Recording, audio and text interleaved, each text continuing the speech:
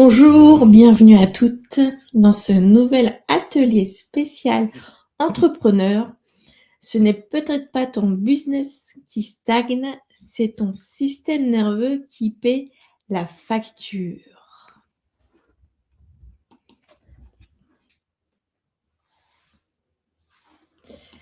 Alors, déjà, bonjour à toutes et merci de votre présence dans cet atelier, dans ce nouvel atelier. N'hésitez pas à me poser vos questions sous la vidéo, j'y répondrai à toutes avec plaisir, à noter hashtag replay et à me contacter en message privé si vous voulez avoir plus de renseignements sur ce que je propose.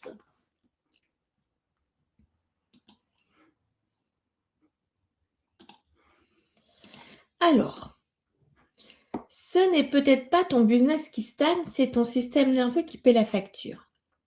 Je sais que cette phrase peut surprendre parce que qu'une entreprise avance moins vite qu'on le souhaiterait, on regarde presque toujours au même endroit.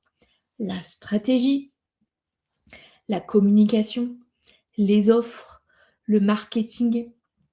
Et bien sûr, tout ça est important. Mais aujourd'hui, je voudrais qu'on regarde un autre facteur, beaucoup moins connu et pourtant capable d'influencer chacune de tes décisions au quotidien. Ton système nerveux. Pas le système nerveux dont on parle rapidement quand on dit je suis stressé. Le système nerveux qui décide en permanence si une situation est sûre ou si elle représente un danger. Parce que lorsqu'il perçoit un danger, il ne cherche pas à développer ton entreprise. Il cherche d'abord à te protéger. Et parfois, cette protection a un coût énorme pour ton activité sans que tu t'en rendes compte. Et c'est ce que nous allons voir ensemble.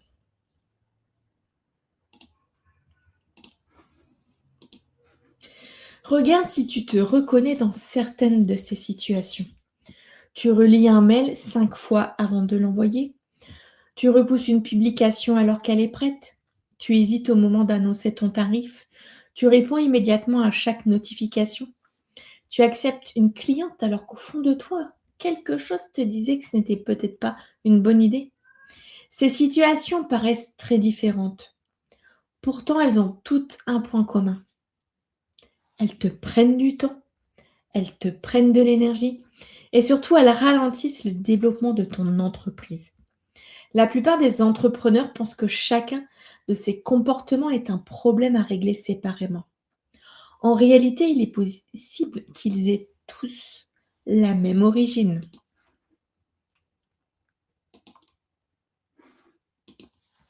Lorsque ces comportements se répètent, on leur colle rapidement une étiquette. On dit je suis perfectionniste, je manque de confiance, je procrastine, je suis mal organisé. Ces explications sont tellement répandues qu'on finit par les accepter comme des vérités. Alors on cherche à devenir plus discipliné, on essaie de mieux gérer son temps, on cherche la méthode qui va enfin nous permettre d'arrêter de procrastiner. Mais laisse-moi te poser une question.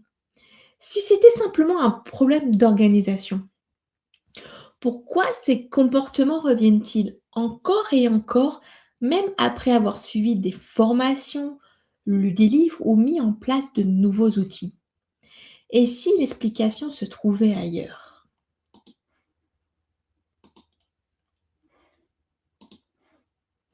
Et si ton système nerveux essayait simplement de t'éviter un danger qu'il croit encore réel?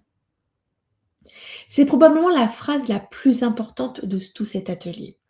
Parce que le rôle principal de ton système nerveux n'est pas de te rendre productive. Il n'est pas là pour développer ton chiffre d'affaires. Il n'est pas là pour t'aider à publier plus souvent.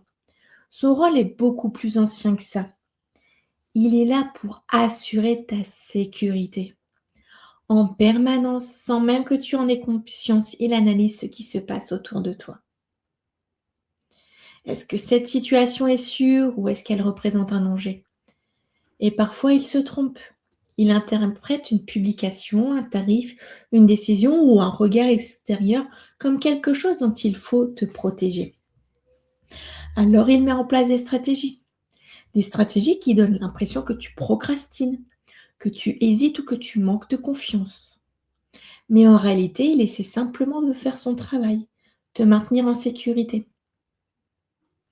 Maintenant que tu as cette idée en tête, j'aimerais que nous regardions ensemble plusieurs comportements très fréquents chez les entrepreneurs.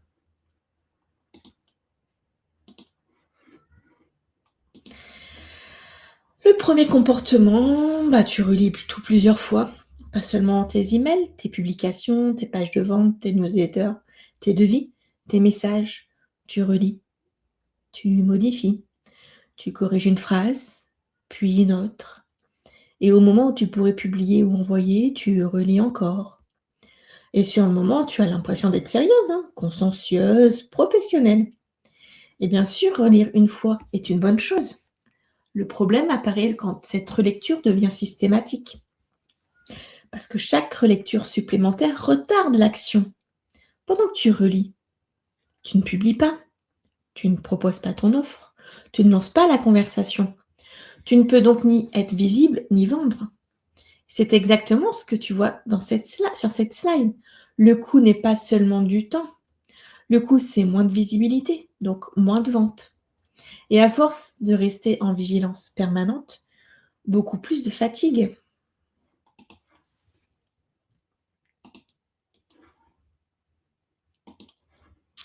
Le deuxième comportement, c'est repousser la publication de ton offre. Tu sais, ce moment où tout est prêt, ton offre est finalisée, ton visuel est prêt, ton texte est écrit, il ne reste plus qu'à cliquer sur publier. Et pourtant, tu te dis, je vais attendre demain. Je vais encore modifier deux, trois choses. Ce n'est peut-être pas le bon moment. Le lendemain, tu trouves encore quelque chose à améliorer. Puis le surlendemain aussi. Et je vais te poser une question. Pendant que ton offre est restée dans tes brouillons, qui pouvait la découvrir? Personne. Qui pouvait te contacter? Personne. Qui pouvait devenir cliente? Personne. C'est exactement le coût indiqué sur cette slide. Moins de personnes découvrent ton travail, moins de conversations, donc moins de clientes. Et souvent, on croit que ce comportement protège notre image. En réalité, il protège surtout notre système nerveux d'un moment qu'il perçoit comme risqué, celui où on s'expose au regard des autres.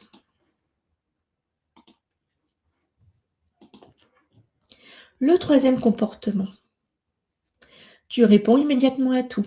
Tu reçois un mail, tu réponds. Une notification Instagram, tu réponds. Un message WhatsApp, tu réponds. Une cliente t'écrit, tu interromps ce que tu fais pour lui répondre. À la fin de la journée, tu as été occupé du matin au soir. Mais demande-toi une chose, combien de temps as-tu réellement consacré au développement de ton entreprise? Créer une nouvelle offre, préparer un contenu, réfléchir à ta stratégie, travailler sur ta visibilité? Très peu, parce que tu as passé la journée à réagir. C'est exactement ce que cette slide résume. Tu travailles dans l'urgence, mais tu ne développes jamais vraiment ton entreprise. Pourquoi? Parce qu'un système nerveux en vigilance est constamment tourné vers ce qui arrive maintenant. Il traite chaque sollicitation comme prioritaire, même lorsqu'elle ne l'est pas.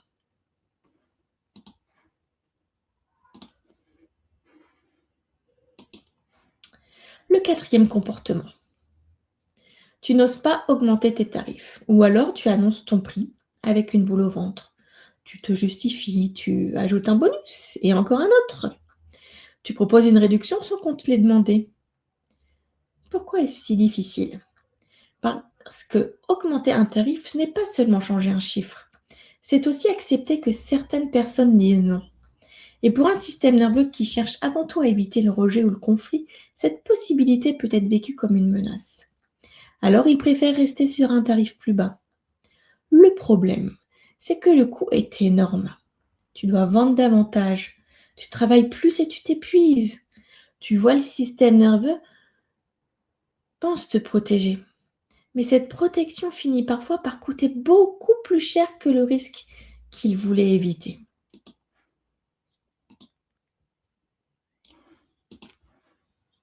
Cinquième comportement.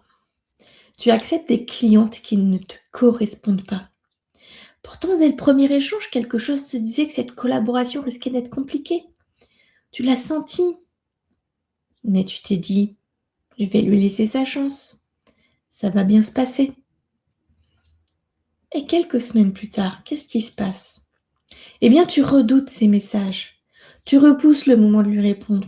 Tu penses à elle même lorsque tu ne travailles plus.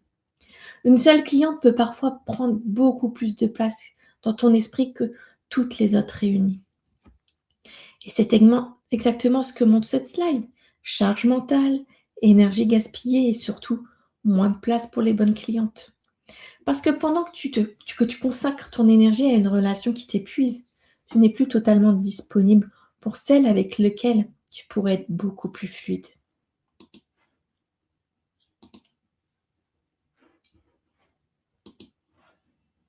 Sixième comportement. Tu veux que tout soit parfait avant de te lancer. Et je vois ça très souvent. L'offre est prête à 95%, mais tu veux encore améliorer la page, changer une photo, réécrire une partie, ajouter un bonus, créer un PDF plus joli, tourner une nouvelle vidéo. Tu as l'impression que tu seras enfin prête après cette dernière modification, puis une autre, puis encore une autre. Et je ne suis pas en train de dire qu'il faut lancer quelque chose de bâclé, hein. Non, non, non, non, non. Mais il existe une différence entre améliorer un projet et retarder sans cesse son lancement. Regarde les conséquences écrites sur cette slide. Ton lancement est retardé, des opportunités passent et ton chiffre d'affaires est repoussé. Pendant que tu cherches la perfection, le corps continue d'avancer. Et souvent, ce n'est pas le manque de compétences qui bloque, c'est le fait que ton système nerveux ne se sent pas encore suffisamment en sécurité pour accepter qu'un projet imparfait puisse exister.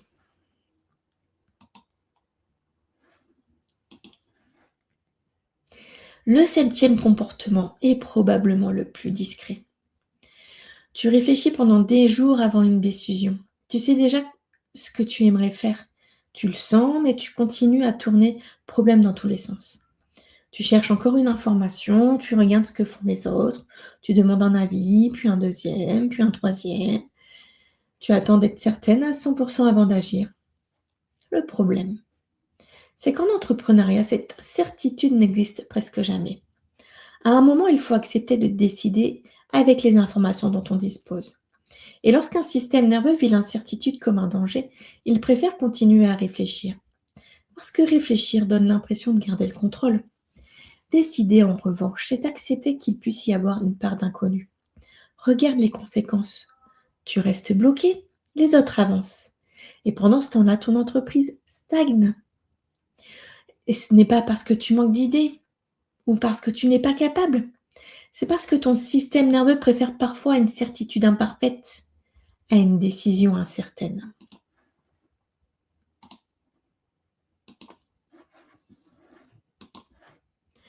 Tu as peut-être remarqué quelque chose. Aucun de ces comportements pris isolément ne paraît dramatique. Relire une fois de plus, attendre un jour avant de publier, répondre à un message, reporter une décision. Pris séparément, on pourrait presque les trouver anodins. Le problème n'est pas le comportement, c'est leur répétition. Chaque fois que ton système nerveux dépense un peu d'énergie pour analyser, anticiper, contrôler ou éviter un risque. Une fois, ce n'est pas grand-chose. 10 fois dans la journée, c'est déjà beaucoup. Tous les jours, pendant des mois, le coût devient énorme. À la fin de la journée, tu n'es pas seulement fatigué parce que tu as travaillé. Tu es fatigué parce que ton système nerveux est resté mobilisé pendant des heures. Et cette fatigue-là ne disparaît pas toujours avec une bonne nuit de sommeil. Et c'est ça le vrai coup.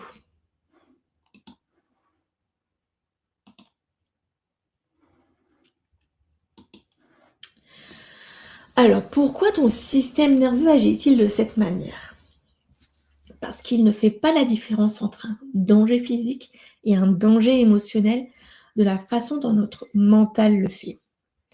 Pour lui, ce qui compte, c'est une seule question. Est-ce que je suis en sécurité? Si au cours de ta vie, certaines situations ont été associées au jugement, au rejet, au conflit, à l'échec, à l'humiliation ou à une forte pression, etc., ton système nerveux peut continuer à les considérer comme des situations à risque, même aujourd'hui. Même si rationnellement tu sais que publier un post ou annoncer un tarif n'a rien de dangereux. C'est toute la force de la théorie polyvagale. Elle nous montre que notre système nerveux réagit d'abord. C'est d'abord le corps, toujours. Et après seulement le mental et les émotions. Donc après, notre mental, lui, essaie souvent d'expliquer. C'est pour ça que tu peux te dire, je sais que je devrais publier, et malgré tout ne pas réussir à le faire. Et ce n'est pas un manque d'intelligence ni un manque de motivation, c'est un mécanisme de protection. Et quand on comprend ce mécanisme, on arrête enfin de se battre contre soi-même.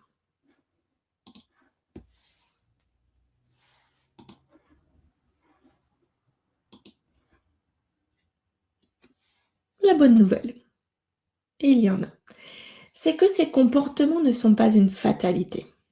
Ton système nerveux a appris à fonctionner d'une certaine manière. Et ce qui a été appris peut évoluer. Je préfère utiliser le mot évoluer plutôt que changer. Parce qu'il ne s'agit pas de devenir quelqu'un d'autre. Il s'agit d'apprendre progressivement à ton système nerveux que certaines situations ne représentent plus les mêmes dangers qu'avant. Petit à petit, il peut arrêter de déclencher les mêmes stratégies de protection. Ce n'est pas instantané, hein, ce n'est pas magique, mais c'est possible. Et c'est une excellente nouvelle, parce que cela signifie que tu n'es pas condamné à entreprendre toujours avec cette pression intérieure.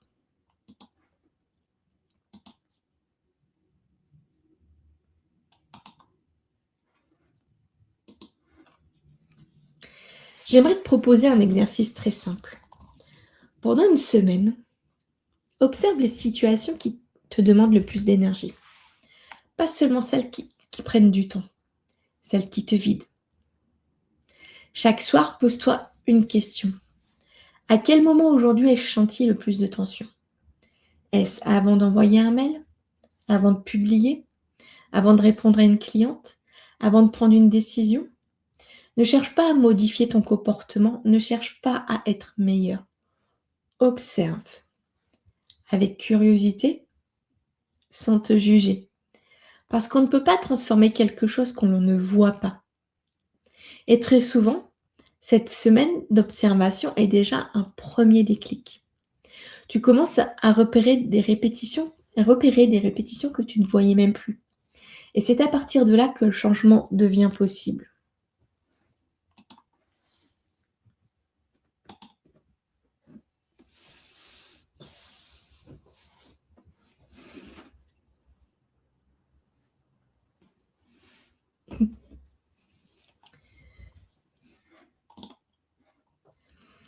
Tu n'as pas besoin de devenir une meilleure entrepreneur.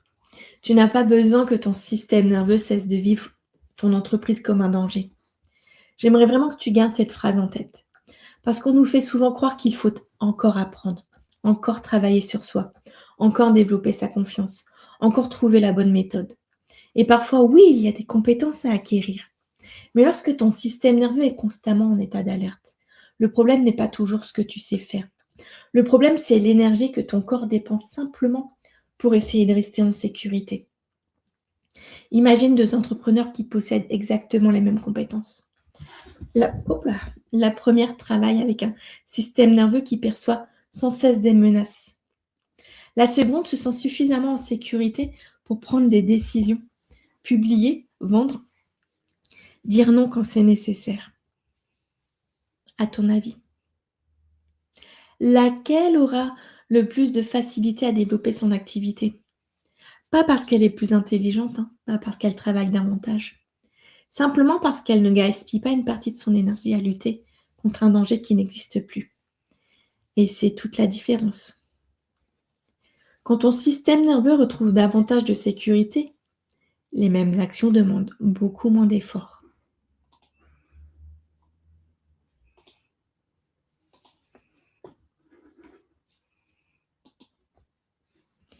À ce stade, tu pourrais te dire, Maintenant que j'ai compris, ça devrait aller mieux et j'aimerais te dire oui. Mais ce n'est pas toujours comme ça que les choses fonctionnent. Comprendre est une étape essentielle. Sans compréhension, on continue souvent à croire qu'on manque simplement de volonté. Mais comprendre ne suffit pas toujours. Tu peux savoir qu'un ascenseur est parfaitement sécurisé et continuer à avoir peur de le prendre. Tu peux savoir qu'une araignée n'est pas dangereuse et sentir ton cœur s'accélérer malgré tout. Pourquoi? Parce que le système nerveux fonctionne beaucoup plus vite que notre réflexion. Il réagit avant que notre mental ait eu le temps d'expliquer la situation. Et c'est exactement la même chose dans l'entrepreneuriat. Tu peux comprendre pourquoi tu repousses une publication, pourquoi tu hésites à annoncer un tarif, pourquoi tu réponds immédiatement à tout, et pourtant continuer à reproduire ces comportements. Non pas parce que tu as échoué, mais parce que ton système nerveux n'a pas encore appris qu'il pouvait réagir autrement. C'est pour cette raison que la connaissance seule ne transforme pas toujours les comportements. Elle ouvre la porte. Mais ensuite, il faut permettre au système nerveux de faire une nouvelle expérience de sécurité.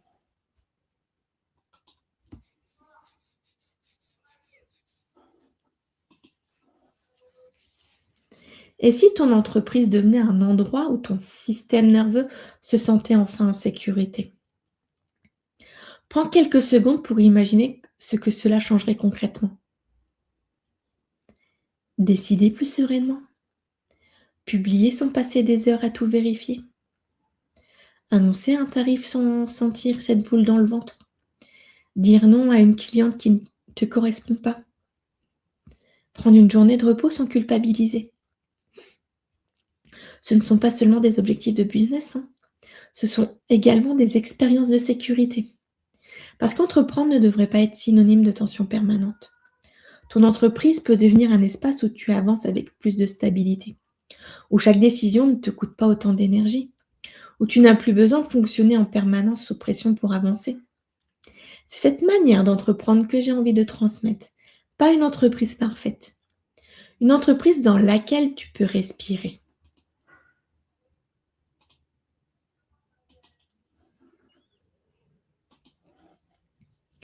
Si cet atelier t'a parlé, j'ai créé une première ressource pour aller plus loin.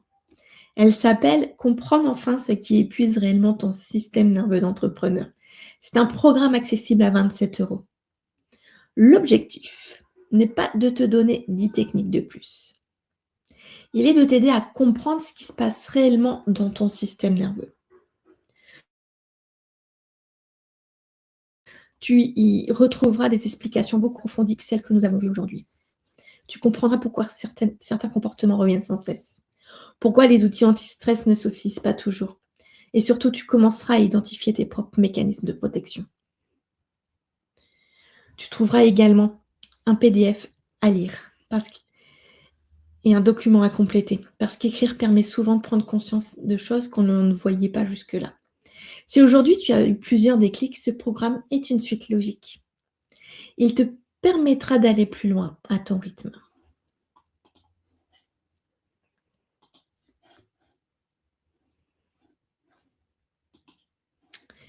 Et j'aimerais terminer avec une dernière idée. Les comportements dont nous avons parlé aujourd'hui ne disent pas qui tu es. Ils racontent surtout comment ton système nerveux essaie de te protéger. Et ça change tout. Parce que si ce ne sont pas des défauts, alors tu peux arrêter de passer ton temps à te battre contre toi-même, à culpabiliser, à te dire que tu devrais être différente, à croire que tu n'es pas faite pour entreprendre. Cet atelier n'avait pas pour objectif de tout transformer en une heure. Son objectif était beaucoup plus simple, t'offrir une nouvelle manière de regarder ce que tu vis. Si à partir d'aujourd'hui, au lieu de te dire qu'est-ce qui ne va pas chez moi, tu commençais à te demander qu'est-ce que mon système nerveux est en train d'essayer de protéger. Cette simple question peut déjà changer beaucoup de choses.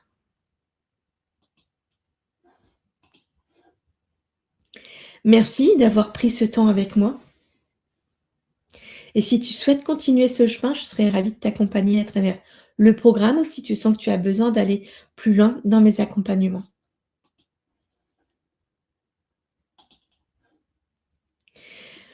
Tu retrouves le lien de mon programme à 27 € sous la vidéo, ainsi l'accès de mon site internet afin que tu puisses voir tout ce que je propose pour t'accompagner en tant qu'entrepreneur. Je le répète, n'hésite pas à me poser tes questions sous cette vidéo. Je répondrai à toutes les questions. Si tu préfères venir me voir en message privé, eh bien c'est possible également. Surtout, n'hésite pas.